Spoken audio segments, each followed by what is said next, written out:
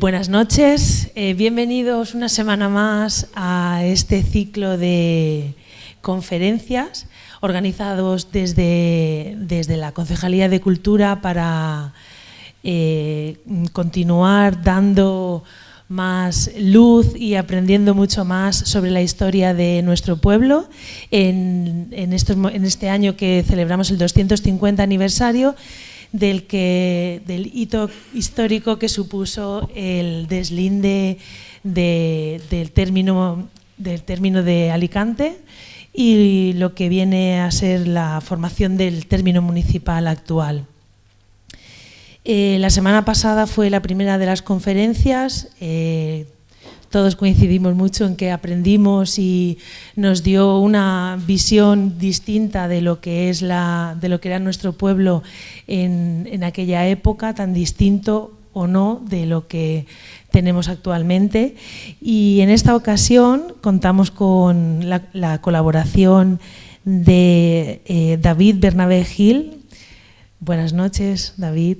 Muchas gracias por acompañarnos. Él es catedrático de Historia Moderna de la Universidad de Alicante y en esta ocasión nos acercamos un poquito más a nuestro presente porque David viene a hablarnos del consistorio monfortino en el siglo XVII, grupos de poder, intervenciones regias y hacienda local.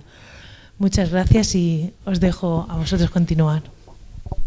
Muchas gracias. Bien, si la semana pasada, ante todo, bueno, pues eso, buenas tardes, buenas noches, está ya oscuro, pero no es tarde. Bien, decía que si la semana pasada teníamos entre nosotros al profesor Cabezuelo, compañero de departamento en el área de Historia Medieval, hoy nos acompaña David Bernabé, también compañero de departamento, pero esta vez de mi misma área de conocimiento, de Historia Moderna. David, como ya se ha apuntado, es catedrático de Historia Moderna en la Universidad de Alicante y él ha centrado su labor docente, investigadora, también.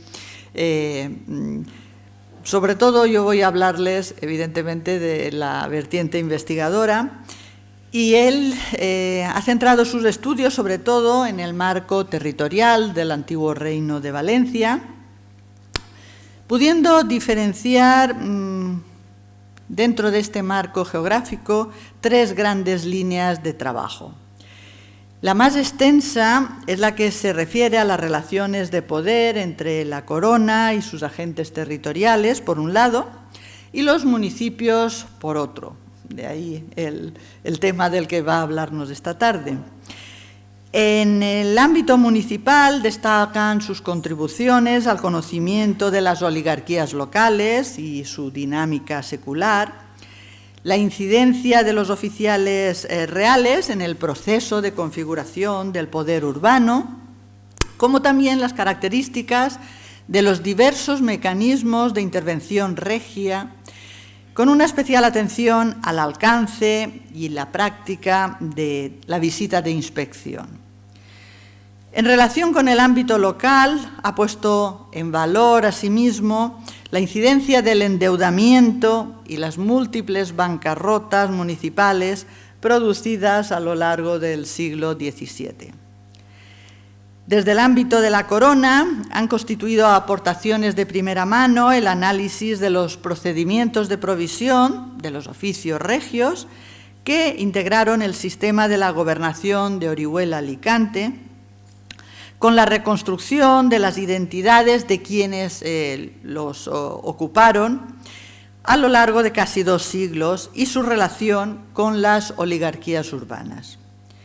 Completa también esta línea de investigación el análisis de las embajadas municipales y, ya pasando a una segunda vertiente, un segundo campo, también cabe destacar sus contribuciones sobre la nobleza provinciana, tanto en sus niveles superiores, estudios sobre el régimen señorial, y los procesos de transmisión y explotación del patrimonio nobiliario, como también en sus sectores inferiores, centrados sobre todo en el ámbito de los caballeros.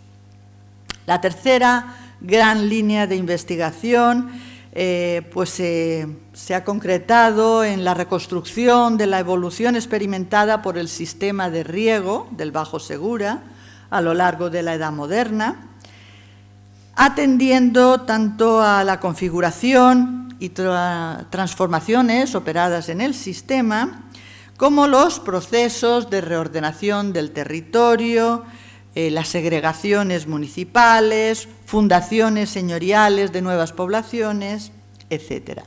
Bien, más de un centenar de publicaciones entre libros, capítulos de libros, artículos, en revistas científicas de historia moderna, avalan la dedicación de David Bernabé a la investigación en los ámbitos temáticos que les comentaba. Evidentemente no voy a hacer una relación exhaustiva de esos trabajos. Como les indicaba la semana pasada, esa información la pueden extraer ahora fácilmente de la red, de Dialnet, pero, sin embargo, me resisto a citarles algunos títulos de sus principales libros.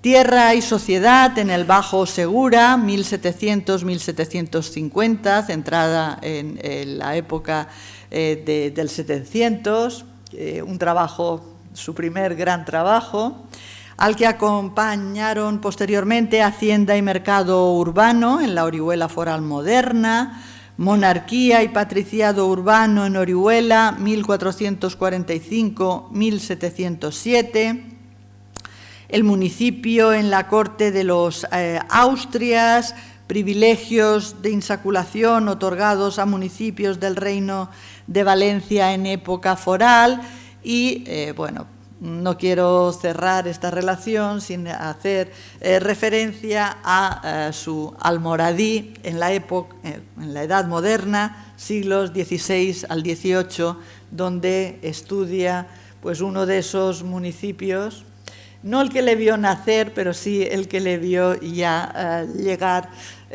hecho un mocito. Bien, hoy nos va a hablar de esa vertiente municipal que también conoce en época de los Austrias y concretamente centrará su intervención en el consistorio monfortino en el siglo XVII, grupos de poder, intervenciones regias y hacienda local. Gracias, David, por haber aceptado la invitación y te escuchamos. Llevamos ya muchos años trabajando en equipo, entonces no hace falta que memorice algo que para ella es cotidiano. Bueno, yo quiero empezar esta intervención agradeciendo y mostrando también satisfacción, agradeciendo a quienes se han venido ocupando de organizar estas jornadas y que han hecho posible que finalmente se produzcan, agradeciendo también la confianza que depositaron en mi persona al invitarme a participar en estos actos y satisfacción porque, me brinda la oportunidad de tratar de explicarles a un público que no es necesariamente especialista en materia histórica, algunos resultados de investigaciones que he venido desarrollando, que desarrollé concretamente en el caso de Monforte hace ya algunos años, bastantes años. Nuestra archivera Inma seguramente recuerda, ¿no?, aquella época, no voy a decir cuántos años hace, pero bastantes, en que tuve que hacer varias visitas al archivo y amablemente ella sin ningún problema me puso a mi disposición todo el material que disponía acerca del tema que yo estaba tratando en aquel momento y que es lo que me permite en realidad haber preparado la conferencia de hoy. Llega un poco tarde, pero llega. Bien, ciertamente el acto de amojonamiento, cuyo 250 aniversario viene conmemorándose este año, fue sin duda, como todos saben, pues un hito fundamental en la historia de Monforte, pero no representó un punto de partida del funcionamiento autónomo de su ayuntamiento. No era Monforte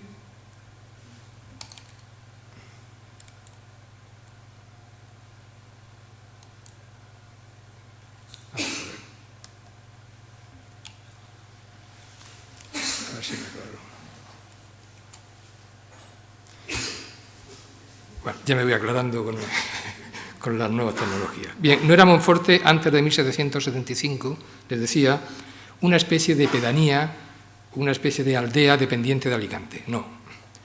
Ni los oficiales municipales de la ciudad de Alicante tenían atribuciones para dictar resoluciones de carácter ordinario que pudieran resultar de obligado cumplimiento en la Universidad de Monforte. Desde época medieval, Monforte venía desarrollando una vida municipal propia y autónoma. Una vida municipal que apenas cambió cuando, mediado el siglo XIV, como ya les explicó el profesor Cabezuelo, Monforte perdió su condición de villazgo y descendió al rango de universidad, como consecuencia de su desafortunado apoyo al candidato perdedor en la Guerra de los Dos Pedros. Es cierto que con esto, la máxima autoridad local de Monforte, el Justicia, perdía la alta jurisdicción criminal al transformarse en universidad. Y es cierto también que al haber formado parte del término general otorgado a la ciudad de Alicante con anterioridad, Monforte continuaba perteneciendo a una especie de mancomunidad territorial junto a otras poblaciones como Muchamiel, San Juan, Busot y Aguas de Busot, conjuntamente con Alicante. Pero para todo lo demás, los monfortinos se regían por un consistorio autónomo e independiente respecto del alicantino. Y sus oficiales, los de Monforte, juraban los cargos ante el representante de la corona, que era el baile local, y no ante ninguna autoridad de la ciudad. Esto les permitió desarrollar una dinámica política propia, sin interferencias alicantinas, en lo que se refiere a la elección de los cargos municipales, a la correspondiente formación de los grupos de poder local y a la gestión independiente de las finanzas municipales. La capacidad decisoria de los oficiales de Monforte se expresaba, por tanto, en la celebración de sesiones para adoptar todo tipo de decisiones, varios días a la semana, la convocatoria de consejos generales y particulares, integrados solo por vecinos, para debatir y decidir lo que correspondiera, y la determinación y la gestión de la política económica municipal. A partir de estas premisas, lo que voy a desarrollar en mi exposición no es la situación en la que se encontraba el consistorio en los momentos previos al deslinde y amojonamiento, no, sino algo más atrás. Me referiré concretamente al periodo que solemos conocer como época foral, es decir, ese periodo que se correspondió con la etapa en la que estuvieron vigentes las instituciones y el sistema normativo propios del Reino de Valencia como parte de la Corona de Aragón. Corona de Aragón que, con el matrimonio de los Reyes Católicos, se unió formalmente a la Corona de Castilla para formar la monarquía hispánica. Y dentro de ese periodo foral me centraré concretamente en la última centuria, el último siglo de su existencia, el siglo XVII. Puesto que, como muchos de ustedes conocen, en 1707, ya a comienzo del siglo XVIII, por tanto, fueron abolidas las peculiaridades que conformaban el régimen municipal valenciano y se introdujo otro régimen municipal distinto, a imagen y semejanza del que venía funcionando en Castilla. La primera cuestión que quiero plantearles se refiere a la identificación de los grupos de poder municipal que se fueron conformando a lo largo de ese siglo XVII, merced fundamentalmente al control que ejercieron sobre un procedimiento electoral propio conocido como la insaculación. La insaculación fue el sistema electoral vigente en la mayor parte de los municipios de la Corona de Aragón, antes, lógico, de que en 1707 Felipe V introdujera el modelo castellano, que estaba basado en el ayuntamiento de regidores y que ya no se regía por la insaculación. La insaculación comportaba dos elementos esenciales: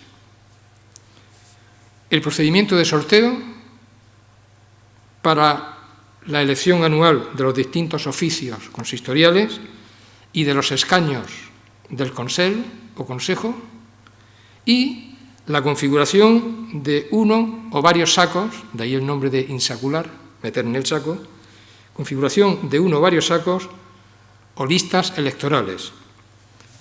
En el caso de Monforte, un solo saco, que contenía los nombres de los vecinos que habían sido expresamente habilitados, esto es, insaculados, para concurrir a los sorteos de los cargos municipales.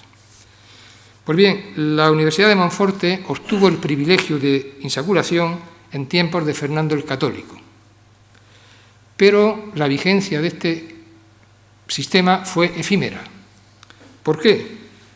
Porque durante la revuelta de las Germanías, en 1520, los rebeldes destruyeron el saco que contenía los nombres de los insaculados y los documentos que los acreditaban, y volvieron a restaurar el viejo principio medieval de la cooptación a la hora de elegir a los cargos municipales.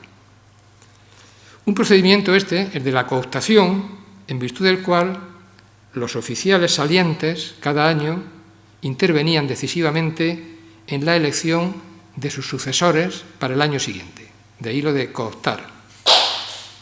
No fue hasta 1539, ya en época de Carlos V, cuando, a petición del consistorio, consiguió reintroducirse nuevamente el sistema insaculatorio mediante un privilegio expedido el 22 de abril de ese año, privilegio que sería revalidado luego en tiempos de Felipe II en 1564.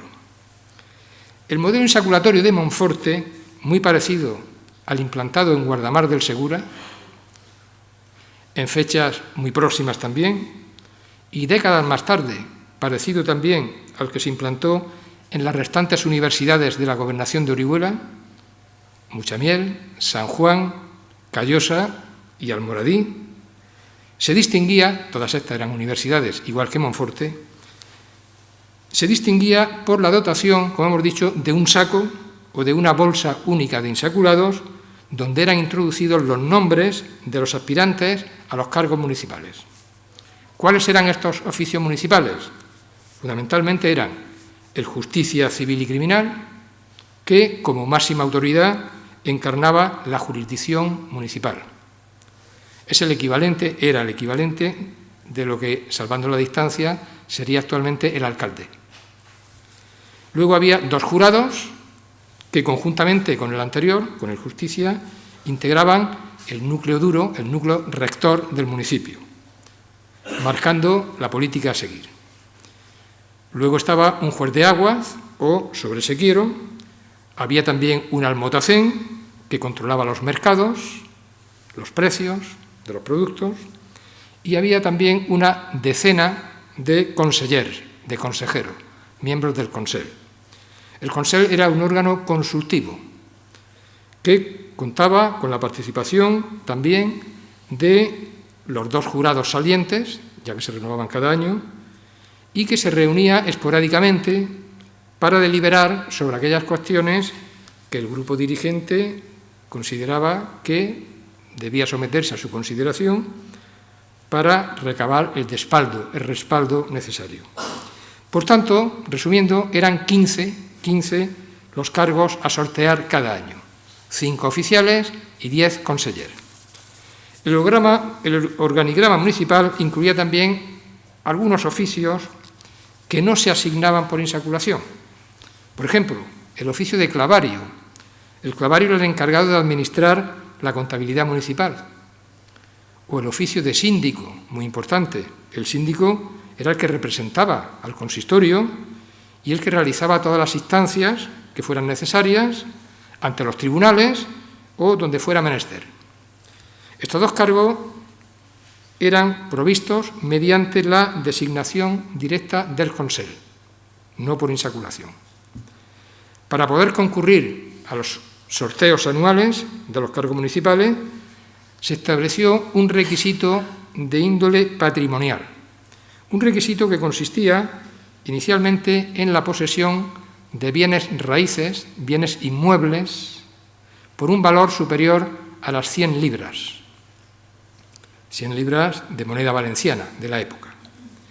Y había también otro requisito de tipo, podríamos decir, dedicacional, ya que quedaban excluidos de insacularse aquellos que se contrataran en trabajos agrícolas por cuenta ajena y también aquellos que acudieran a la ciudad de Alicante a vender trigo ajeno, que no produjeran ellos mismos. Es decir, pequeños comerciantes y trabajadores por cuenta ajena. Eso no podían insacularse, aparte de que pocos de ellos tendrían las 100 libras que se requería en patrimonio, patrimonio inmueble.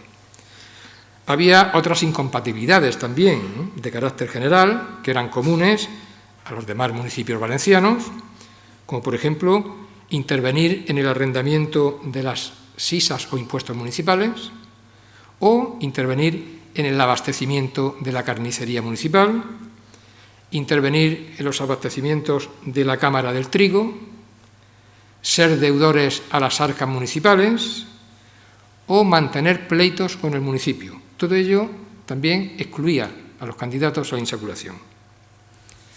Es importante señalar que la condición de insaculado, una vez se conseguía, era vitalicia, para siempre.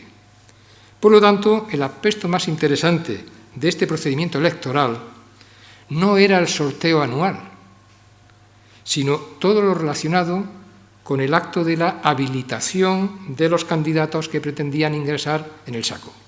Ahí estaba el meollo de la cuestión. Por ejemplo, el número de integrantes de la bolsa electoral, ya que de ello dependía la mayor o menor competencia interna a la hora de optar un cargo. No era igual, no era lo mismo que en el saco hubiera 20 personas que hubieran 100. La competencia era diferente. O también era importante con qué periodicidad se admitían nuevos candidatos para reponer las bajas que se iban produciendo. Porque, claro está, se producían bajas por vejez, por incapacidad personal o por emigración, porque se iban a vivir a otro pueblo.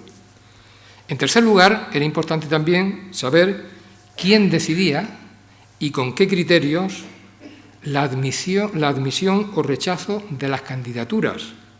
Candidaturas que con el paso del tiempo tenían que ir renovándose.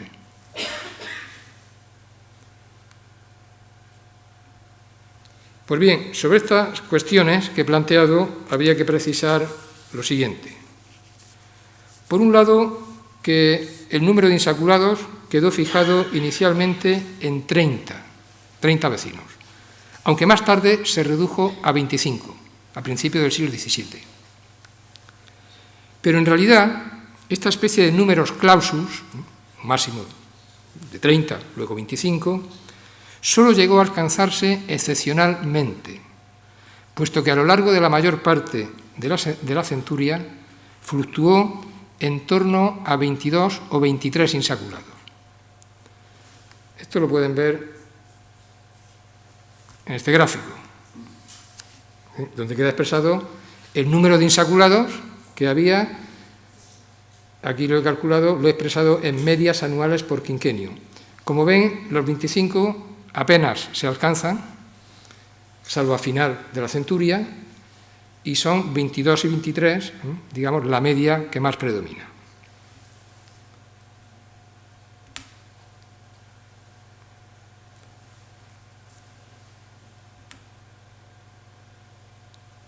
Aquí estamos. Por otro lado, señalar también que la periodicidad establecida para admitir nuevos pretendientes fue desde un principio trienal, es decir, cada 3 años se presentaban nuevas candidaturas. Se convocaba una habilitación y los vecinos que estuvieran en condiciones, que quisieran, presentaban su candidatura. De este modo, una comisión integrada por 9 insaculados, que se extraían por sorteo, decidían, mediante votación secreta, sobre la aptitud de cada pretendiente, uno a uno. Si el pretendiente o candidato conseguía 5 votos de los 9, era habilitado, era insaculado. Y si no, era rechazado. Pero tampoco en esta faceta podríamos decir que se cumplió escrupulosamente lo estipulado en los estatutos. De modo que cuando el número de insaculados se aproximaba a los 25, había 23, 24, a veces se dejaba pasar más tiempo de ese trienio establecido sin llegar a convocarse la habilitación reglamentaria. Así ocurrió, al menos, en 1623, en 1632 y en buena parte de la década de 1670, a pesar de que no se alcanzara el tope de los 25. Quienes resultaban admitidos en las habilitaciones, por mayoría de votos favorables, se convertían, por tanto, en insaculados vitalicios. Y, por lo tanto, tenían posibilidad de participar en los sorteos cada año. La habilitación se consideraba, además, como una fuente de prestigio y de poder, e incluso como una plataforma propiciadora de negocios lucrativos. Pero aquellos que resultaban rechazados por no alcanzar los 5 votos favorables, no solamente veían cerradas las puertas al acceso a los cargos municipales, no solamente esto, sino que interpretaban ese rechazo como una especie de afrenta personal, como si se estuvieran cuestionando sus actitudes para participar en la gestión de la res pública. Es decir, como una nota negativa que dañaba seriamente su reputación entre el vecindario. Les voy a poner un ejemplo. En 1599,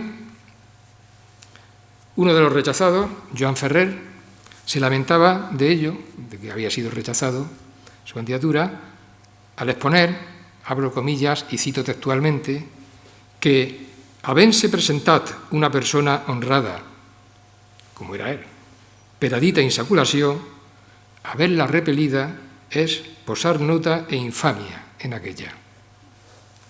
Consideraba Ferrer que haber desestimado su candidatura iba, hablo comillas también, habla ahora Ferrer, en dany i perjuí de la universitat i del dit suplicant, lo qual tot temps ha procurat lo bé públic y común de aquella. A tenor de estas consideraciones, es un ejemplo, tuve la oportunidad de hacer un análisis estadístico a partir de los primeros apellidos de los candidatos y de los insaculados, ya que en los documentos de la época no figuran los segundos apellidos.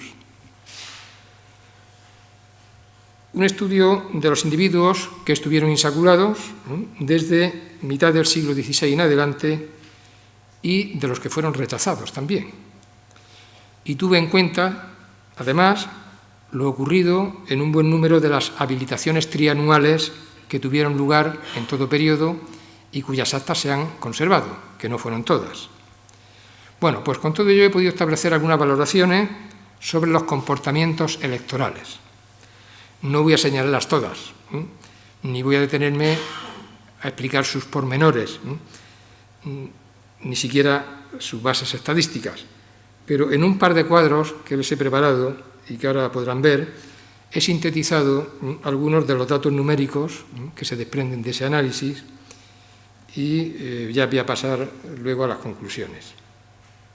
Bueno, aquí pueden ver el resultado de las habilitaciones conocidas, la primera columna, los años en que se producen esas habilitaciones, los candidatos que se presentan, los candidatos que son habilitados, que son insaculados, por tanto, y los candidatos que son rechazados en cada una de ellas.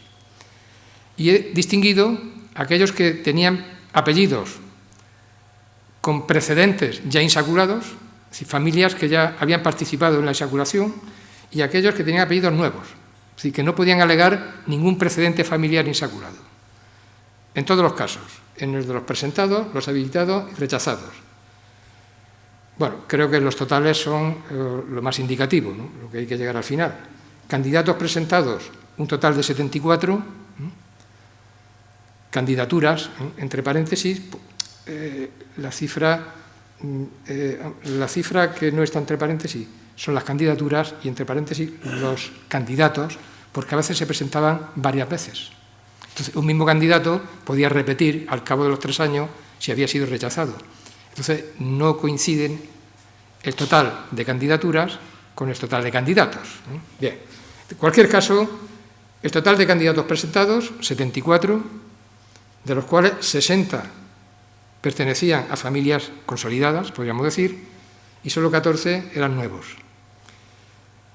Entre los habilitados, que fueron 46, lógicamente, si hay más de apellidos viejos, también hay más de habilitados, 39 frente a 7, solo de nuevos apellidos, y entre los rechazados también la diferencia se ve claramente.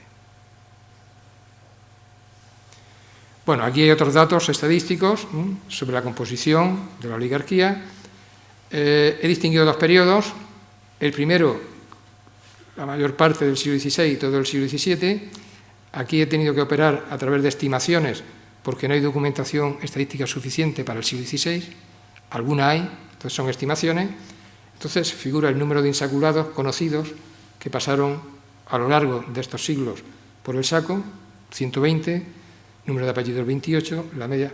Pero me interesa más el periodo para el que sí que hay una base estadística sólida, que es todo el siglo XVII, el periodo 1606-1700. De modo que el número de insaculados ingresados a lo largo de este siglo fue de 65. De estos, 43 contaban con antecedentes familiares ya insaculados, acabamos de verlo en el gráfico anterior. El número de candidaturas presentadas, bueno, no les voy a marear con esta cifra, vamos a pasar a las conclusiones más bien. Ante todo, todo ello lo que refleja es que algo que se puede detectar muy claramente, y es la existencia de estrategias de signo restrictivo. Estrategias practicadas por una buena parte de las familias tradicionales que, gracias al control que consiguieron ejercer sobre el procedimiento insaculatorio, obstaculizaron la renovación de las bases electorales. Los candidatos que no contaban con antecedentes insaculados tuvieron un índice de rechazo muy superior cuando se presentaban a las habilitaciones trianuales que aquellos que pertenecían a las familias ya consolidadas. Conscientes de ello, lógicamente, algunos potenciales aspirantes procedentes de sectores sociales en ascenso ni siquiera dieron el paso de presentar sus candidaturas, quizás por temor a un rechazo que pudiera cuestionar ese rango social supuestamente pretendido.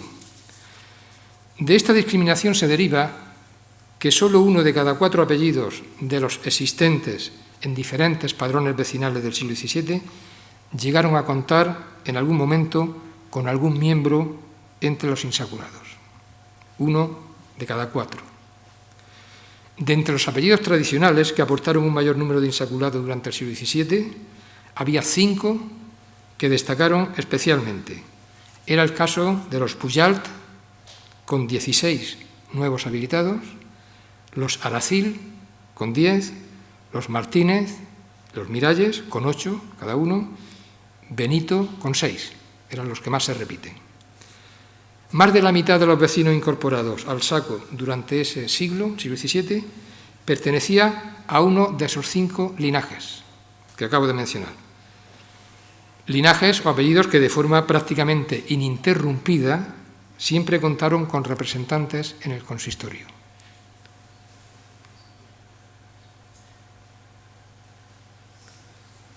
Ahora bien, todo esto no quiere decir que estemos ante una oligarquía hermética, recelosa ante el menor atisbo de renovación de sus propias filas.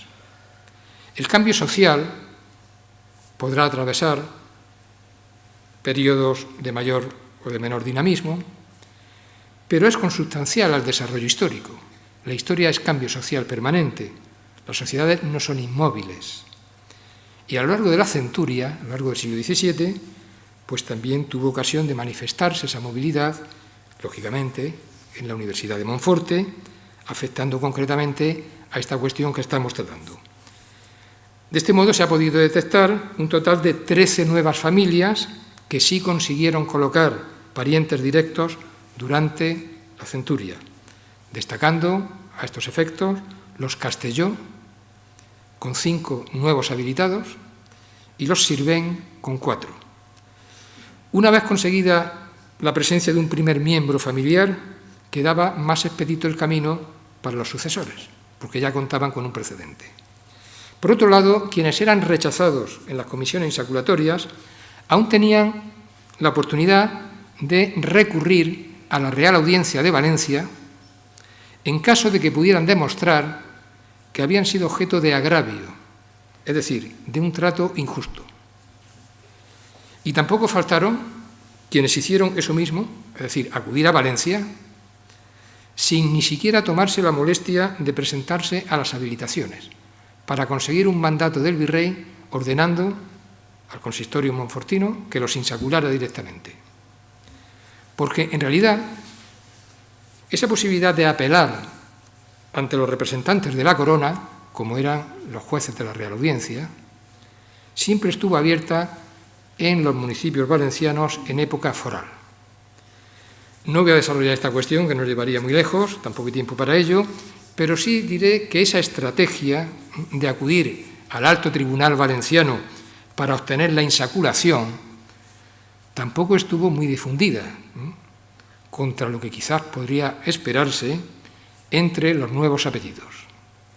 Entre otras razones, porque había un fuero, concretamente el fuero 226 de las Cortes Valencianas de 1604, que en teoría trató de impedir estos recursos. Aunque, como ha podido comprobarse, no en Monforte solo, sino en muchos otros municipios, con muy poco éxito, realmente. Es decir, ese fuero apenas se aplicó prácticamente.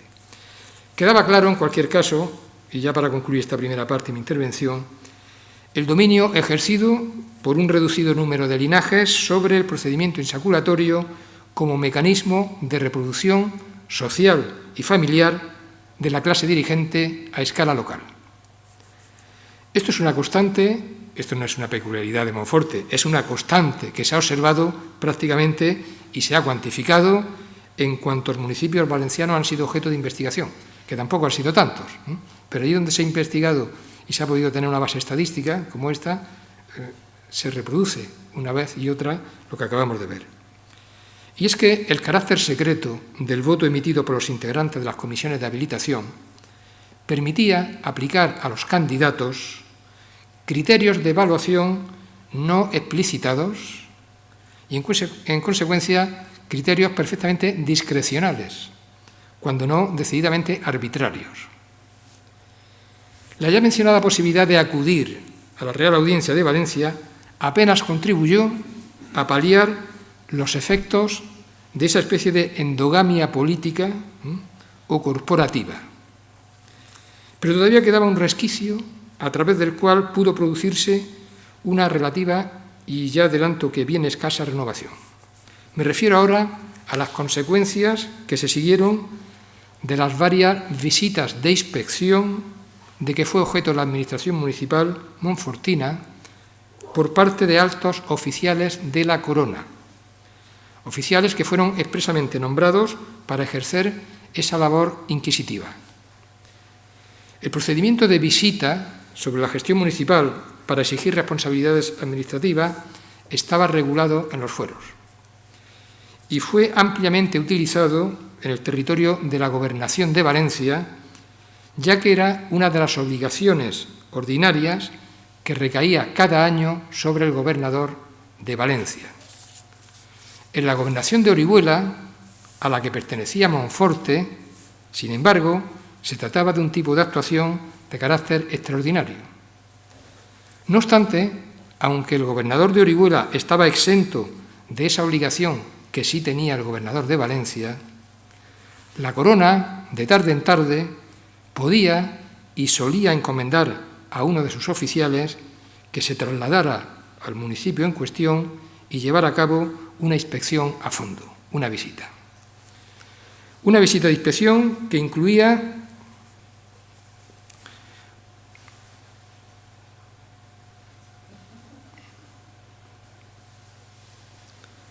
una especie de auditoría contable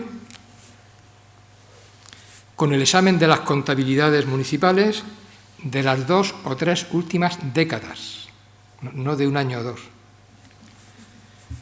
Pero también la indagación de las particularidades del sistema electoral vigente y de la gestión desarrollada por los ediles durante los últimos años.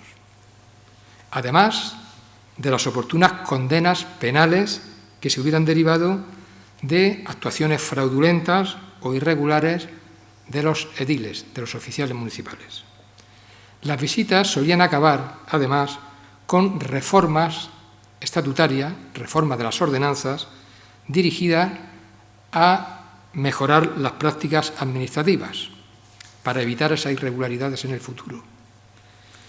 Este tipo de decisiones, nombrar un comisario visitador, se adoptaban generalmente cuando llegaban informaciones a las altas instancias de la Corona, informaciones que hacían sospechar que la administración municipal dejaba bastante que desear, por utilizar una expresión suave.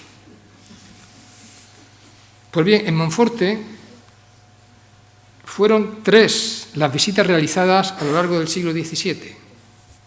La primera, poco antes de 1605, fue encomendada al doctor Teófilo Berenguer, que ocupaba la plaza de abogado fiscal y patrimonial de la gobernación de Orihuela en su sede alicantina de Alicante. La segunda, por el doctor Feliciano Canicia, subdelegado de asesor ordinario en la curia del subrogado alicantino del gobernador, en 1636-37.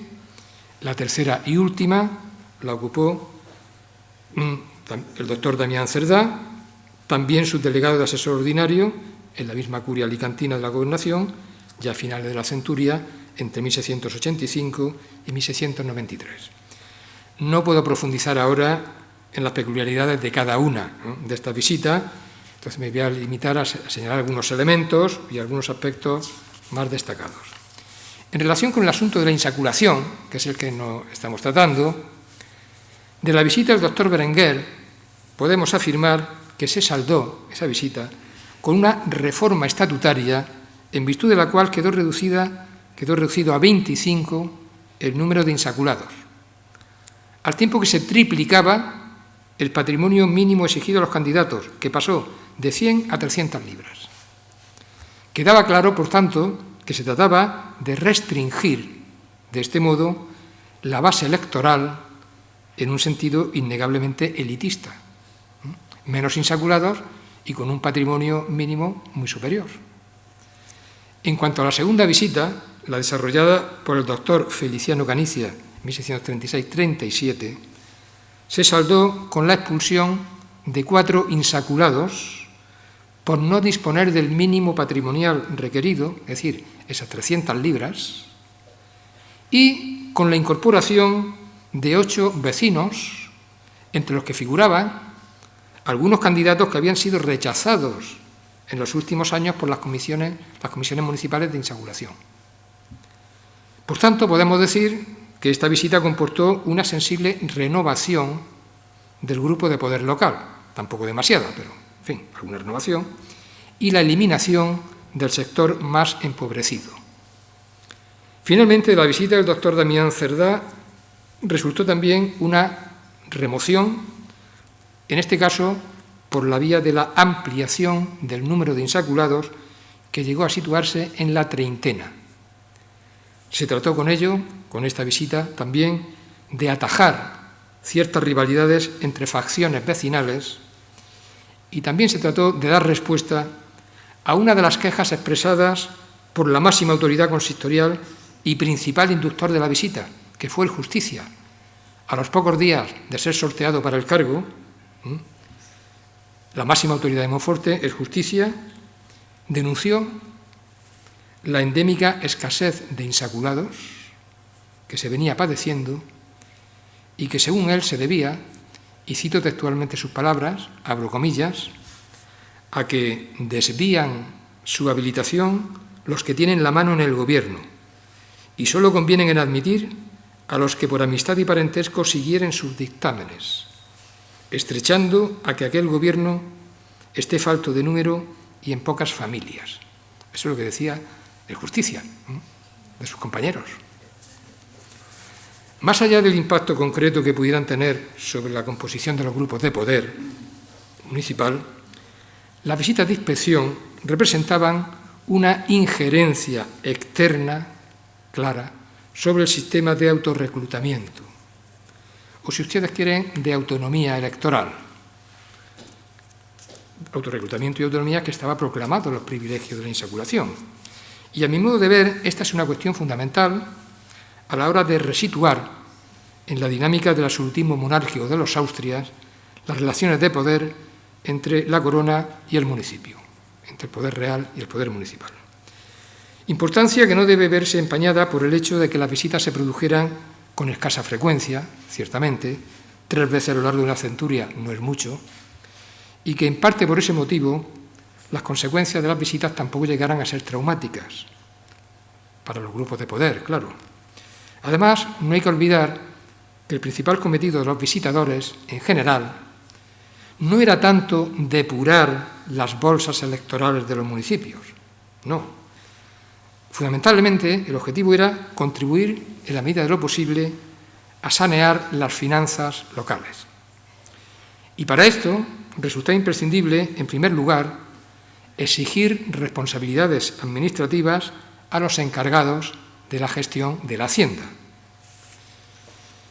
Con las limitaciones derivadas del creciente intervencionismo regio, que también en el terreno económico se fue haciendo patente a medida que avanzaba la modernidad, habría que decir que la configuración de la hacienda local también respondía inicialmente a la voluntad y a la capacidad de determinación de los oficiales municipales.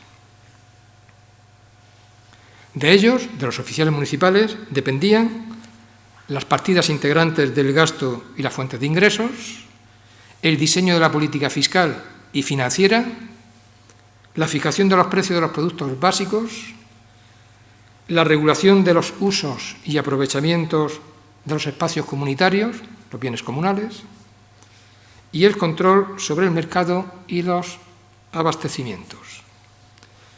Únicamente las iniciativas relativas al incremento del endeudamiento y a la creación de nuevos impuestos que precisaban la licencia del virrey escapaban al control de las autoridades municipales.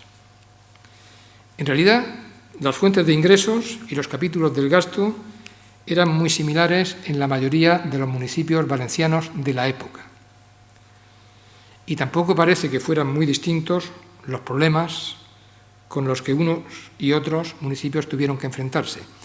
De modo que lo que les voy a contar ahora de la hacienda de Monforte es muy parecido a lo que se puede observar también en otras haciendas de otros municipios de la época. Las primeras décadas del siglo XVII,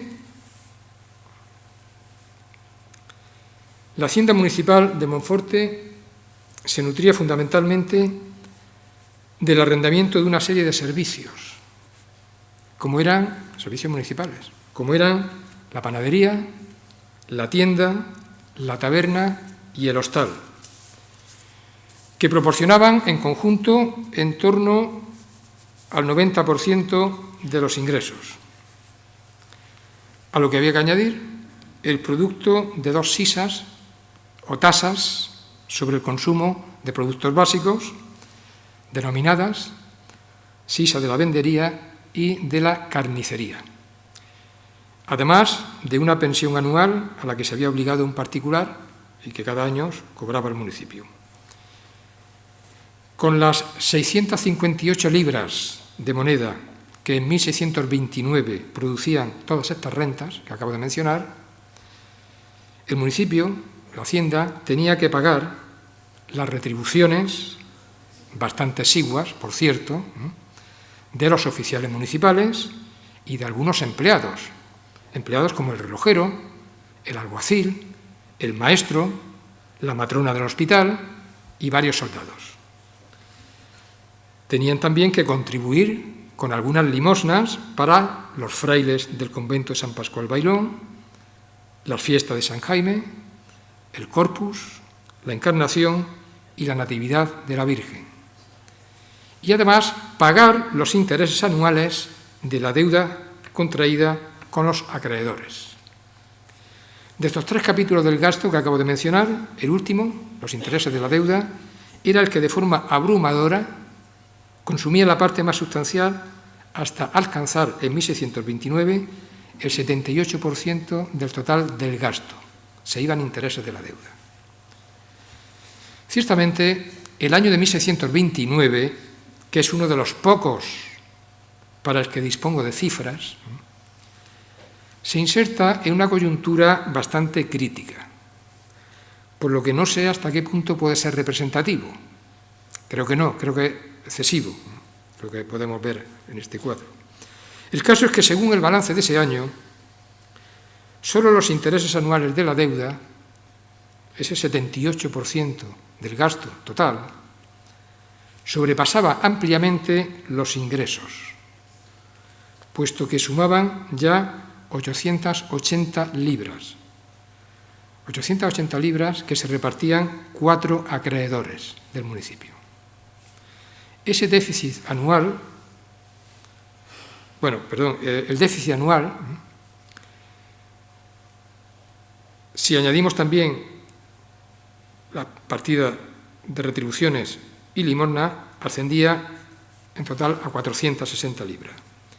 Pero es que además de estas cuentas anuales, el municipio declaró que los intereses atrasados, impagados, es decir, los impagos que venía acumulando desde hacía años, alcanzaba por entonces, 1629, la cifra de 5.300 libras. Es decir, 8 veces más que las rentas anuales. La situación financiera de Monforte en ese momento era de clara bancarrota, como pueden imaginar. No siempre había sido así, pero en tiempos anteriores también había tenido algunas dificultades. Les voy a poner algunos ejemplos. En 1585, por ejemplo, ya había tenido que solicitar el municipio al virrey licencia para contraer préstamos nuevos con los cuales comprar trigo para el granero municipal. Algunos de esos créditos no se habían devuelto aún 15 años más tarde, en 1600. Y ese año hubo que renegociar la deuda con los acreedores. Avanzamos unos años más, en 1600, este año, 1606, se solicitó en Valencia una moratoria de 2 años para pagar las deudas vencidas. Cuando digo Valencia, quiero decir ante la Real Audiencia, para que interviniera. La situación apenas había mejorado a la altura de 1613.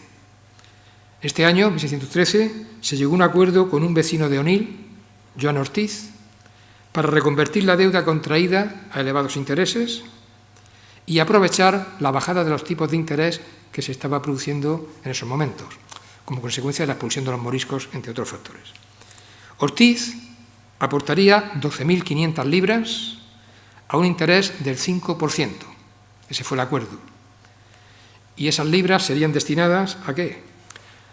A amortizar capitales adquiridos anteriormente a varios particulares, al 7, al 8 e incluso al 10%, y a liquidar cuantiosos atrasos. De este modo, Ortiz se convertía en el único acreedor de la hacienda monfortina. Aunque en años posteriores aún se unieron otros acreedores más, de menor entidad.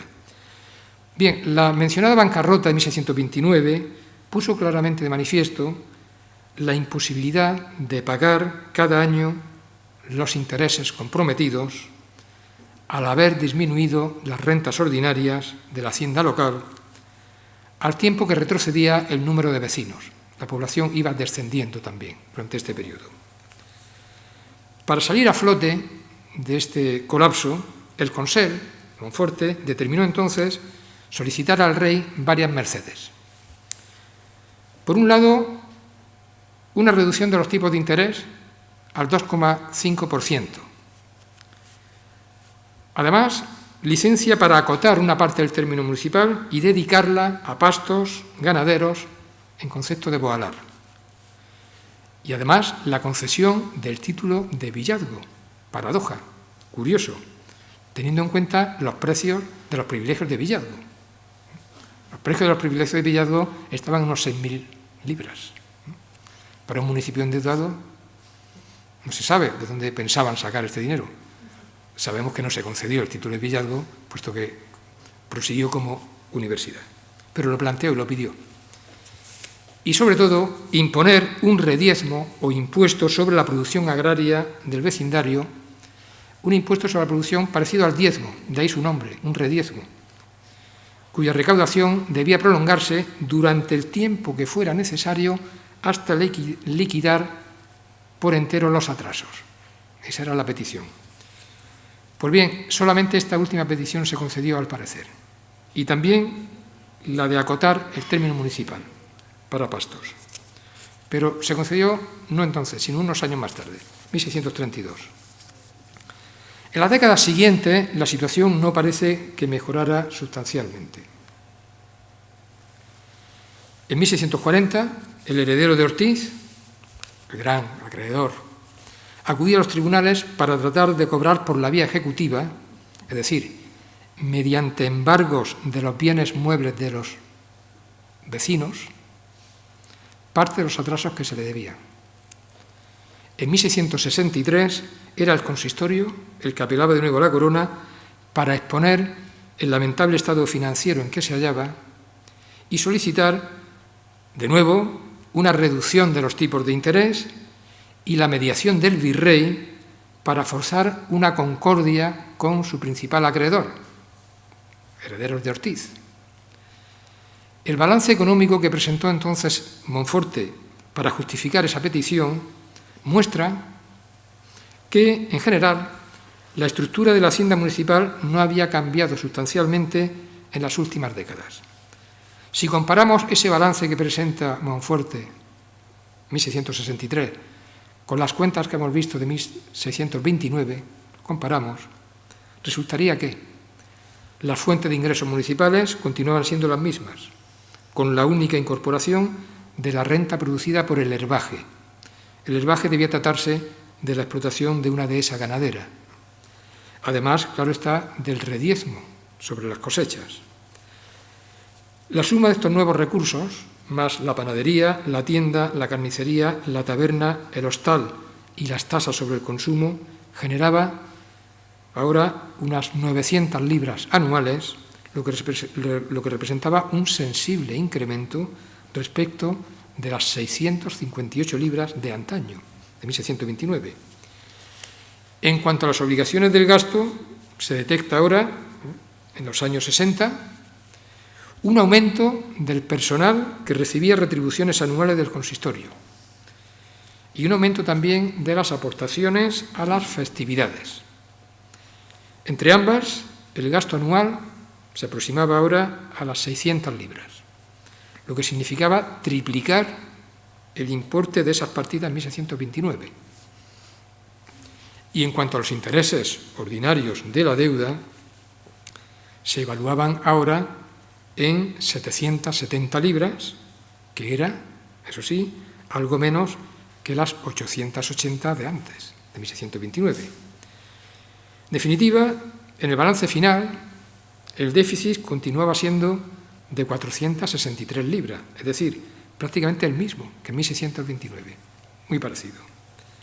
Sin embargo, lo que más había aumentado durante estas décadas eran los atrasos, ya que sin contar los capitales que algún día habría que devolver y que superaban las 22.000 libras, las anualidades vencidas y no pagadas ascendían a 4.425 libras. En definitiva, aunque no hay que descartar que en algún momento del siglo XVII pudiera haberse atravesado alguna coyuntura favorable, que sin duda también las hubo, lógicamente, La situación financiera del municipio apenas parece levantar cabeza antes del cambio de centuria. Sobre todo si tenemos en cuenta que en el sistema crediticio de la época los capitales no tenían plazo de devolución estipulado, lo que producía un efecto acumulativo en el endeudamiento municipal.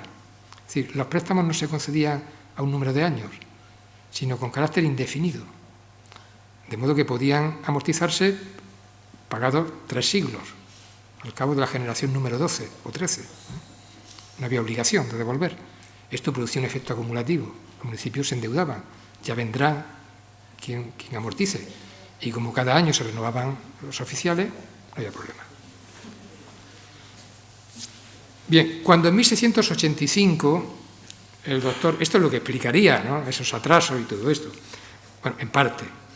Cuando en 1685 el doctor Damián Cerdá inició su visita de inspección sobre la contabilidad municipal, no tardó en comprobar que una parte del deplorable estado que ésta presentaba se debía también, según sus palabras, cito textualmente, a la negligencia y falta de inteligencia de los oficiales en su gestión.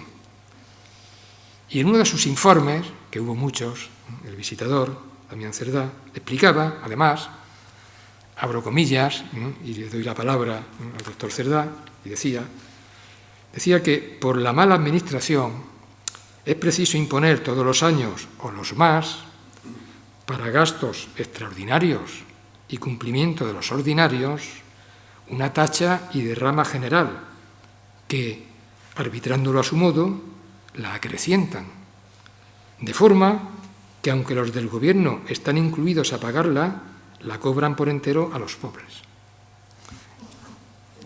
No creemos que fuera de todo cierto, pero bueno, era una explicación que él daba. El doctor Cerdá, al igual que había hecho su predecesor como visitador medio siglo atrás, el doctor Canicia, y como prácticamente todos los visitadores que actuaron a lo largo y ancho del Reino de Valencia hicieron, el doctor Cerdá también pronunció bastantes sentencias condenatorias contra los máximos responsables del fraudulento, a veces, manejo de los caudales municipales, pero no más que en otros municipios. Pero ello no le impidió interceder ante la corona en favor de estos condenados por él mismo,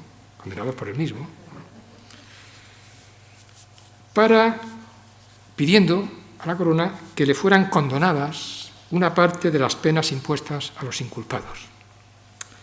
Y es que, a pesar de tratarse de un grupo de poder pretendidamente elitista, según refería Cerdá al finalizar sus gestiones, la mayoría de los inculpados, decía él, hablo comillas, viven en miserable estado y tienen pocos bienes raíces para responder.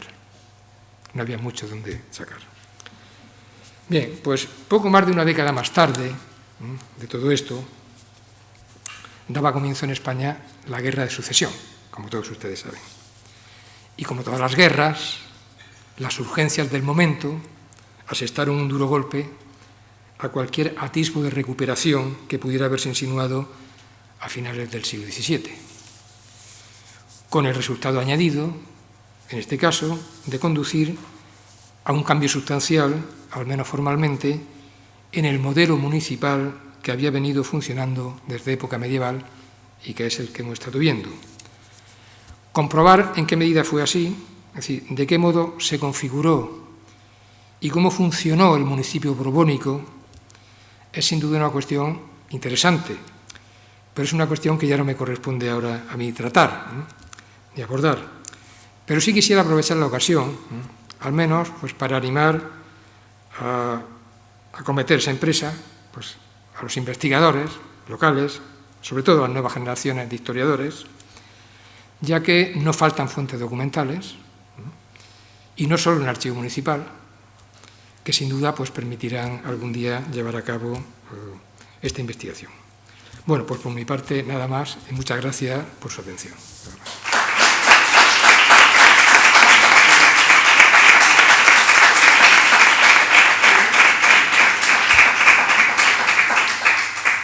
Y ahora, si ustedes quieren intervenir, preguntar, pedir aclaraciones, cualquier cosa, pues yo les animo a ello. Sí.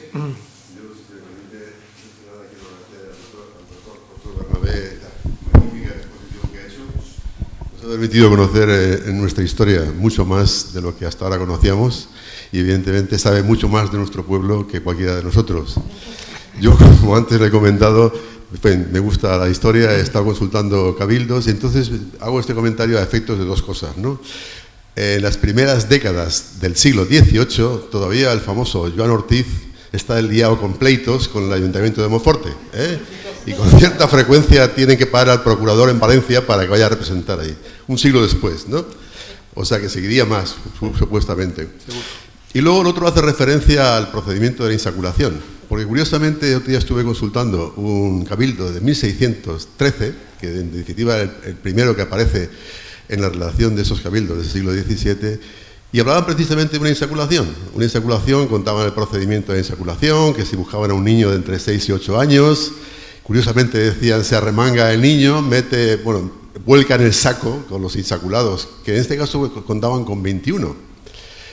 Lo vuelcan en una especie de jozaina o de lebrillo con agua, ahí flotan, el niño mete bajo una toalla la mano dentro, los mueve, según indicaciones que le dan, los mueve, le dicen que saque la mano para demostrar que no tiene ninguno, la vuelve a meter y saca uno, y ese uno era para el cargo de Mostasaf, que era el equivalente al Motacén que has comentado, ¿no? Bueno, lo curioso también que llama atención es de que una vez que sale el elegido por sorteo, por suerte, que es un tal Gaspar Aracil. Cuando sale, hay un tal José Castelló, lo digo por los apellidos y las familias, que el Castelló estaba como una de las principales ahí en esa relación. Un tal José Castelló lo impugna porque dice que las 130 libras que presenta como aval son libras que no le pertenecen porque son la dote de su mujer, ¿eh? Y entonces rechazan esa elección y vuelven a sacar otro y otro que también lo rechazan por otras razones y tal. O sea que ha resultado muy, muy curioso, ¿no? Sí, bueno, gracias por por su aportación, ¿no? Efectivamente, los Ortiz, claro, lo decía antes, es que los préstamos no había que devolverlos. Entonces los Ortiz están ahí como acreedores, quizás llegará hasta el siglo XIX, podía llegar perfectamente. Y efectivamente, y sobre la insaculación, sí, es un procedimiento curioso, que lo he explicado muy bien, lo ha resumido muy bien, y era un procedimiento que en principio parecía aséptico, ¿no? El tema de, hacer una elección municipal a través de un sorteo, donde se van sacando las bolitas con los nombres, ¿no?, de quienes van a regir durante un año un oficio, pues parece que es algo aséptico, donde la imparcialidad, ¿no?, y la suerte son fundamentales. Sin embargo, ha mencionado un caso, claro, era muy frecuente que hubiera problemas y que esto generasen pleitos, pleitos que en teoría, según el fuero 226 de las Cortes de 1604, tenía que resolverse en el marco municipal. Pero que la práctica de la actividad procesal, cuando uno va al Archivo del Reino de Valencia y ve la sección de procesos de la audiencia y se encuentra con decenas y decenas de procesos judiciales que se llevan en Valencia, de municipios valencianos de toda clase, no solamente de Monforte. Monforte hay muy pocos, pues yo he visto muy pocos. Hay municipios que tienen hasta una docena de pleitos durante el siglo XVIII, porque siempre había irregularidades, había candidatos que se sentían agraviados. El tema de los impedimentos era fundamental, porque había una serie de requisitos que había que cumplir, y uno de ellos, efectivamente aquí se ha mencionado también, el de la base patrimonial. La base patrimonial propia, no de la mujer, propia. Entonces, la de la mujer no valía, ¿no?, lógicamente, ¿no? Pero aquí también esto daba pie, el tema de los bienes patrimoniales que había que presentar, ¿no?, para poder insacularse, para poder ingresar en la bolsa. Y luego había que mantenerlos para poder ejercer el oficio cuando la suerte había determinado que le correspondía. Pero los bienes patrimoniales también había bastante picaresca, porque había compraventas falsas.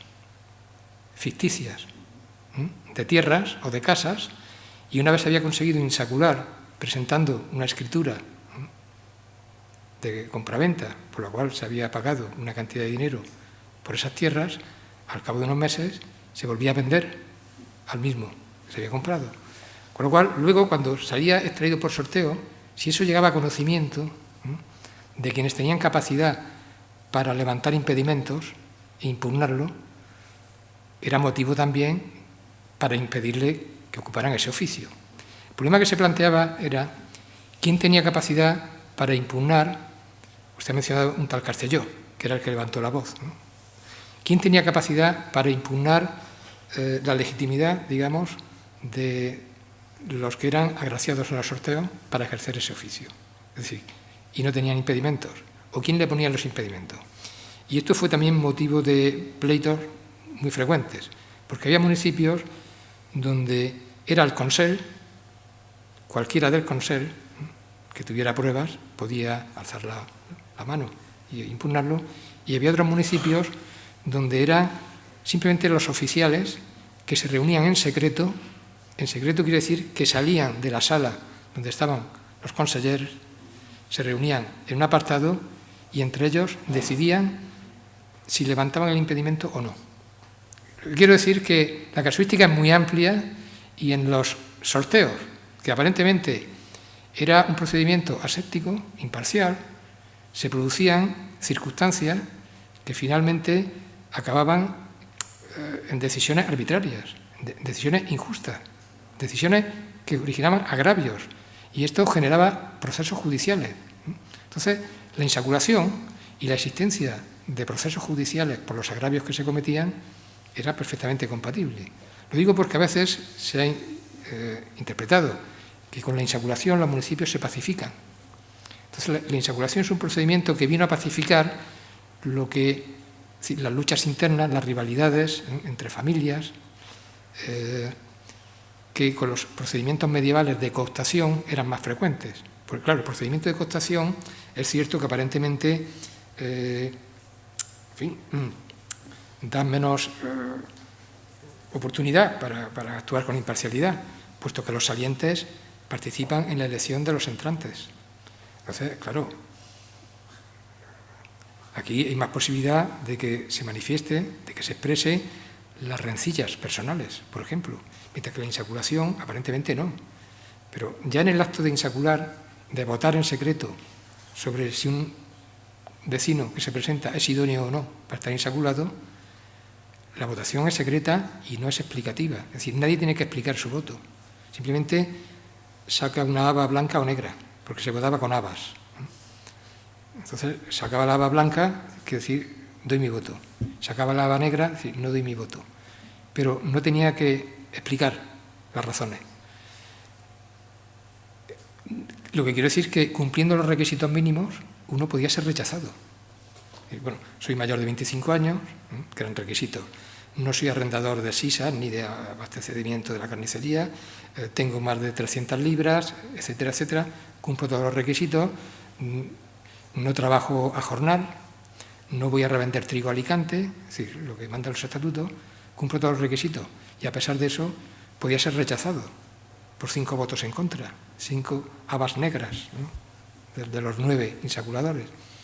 Claro, esto generaba también agravios, y esos que sufrían esos agravios a veces acudían a Valencia y decían, a ver, cumplo todos estos requisitos, ofrecían pruebas testimoniales de que cumplían los requisitos. ¿Por qué me han rechazado las insaculaciones? Entonces, Valencia tenía 2 opciones. Informarse del caso y dictaminar en consecuencia, obligando al municipio a insacularlo, pero previamente tenía que oír también al municipio la versión de las autoridades municipales de por qué le habían rechazado y dejar la cosa como estaba. Es decir, en cualquier caso, había un contencioso entre 2 partes que estaban litigando, porque el municipio iba a defender la legalidad del acto de la insaculación conforme ordenanzas. Y era legal que por cualquier razón no explicitada era legal. No sé si legítimo, pero era legal. Por cualquier razón no explicitada se pudiera rechazar a alguien que cumpliera aparentemente todos los requisitos por cuestiones, digamos, de personalidad y de comportamiento personal. Porque no era persona apta para regir un municipio. No sé si decirlo porque estaba alocado, porque era una persona violenta, porque tenía alguna tara de algún tipo, por la cual resultaba inconveniente que esa persona pudiera ejercer la máxima, si caía en el sorteo, la máxima autoridad de justicia. ¿Cómo va a administrar justicia a alguien que no es idóneo por su propia personalidad? Entonces, eso era legal. Lo que quiero decir es que el tema daba para mucho proceso judicial. Yo precisamente ahora estoy investigando esas cuestiones y llevo ahora mismo 80 procesos judiciales en la audiencia por el tema de insaculación en Valencia, sin incluir la capital. Es decir, y ahí que se hayan conservado, hay más, y que no se hayan conservado, habrá centenares. Entonces, la insaculación, bueno, es un procedimiento aséptico, sí, pero la ejecución del procedimiento genera arbitrariedad.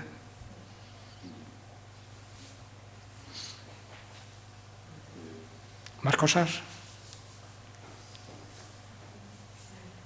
Bueno, pues entonces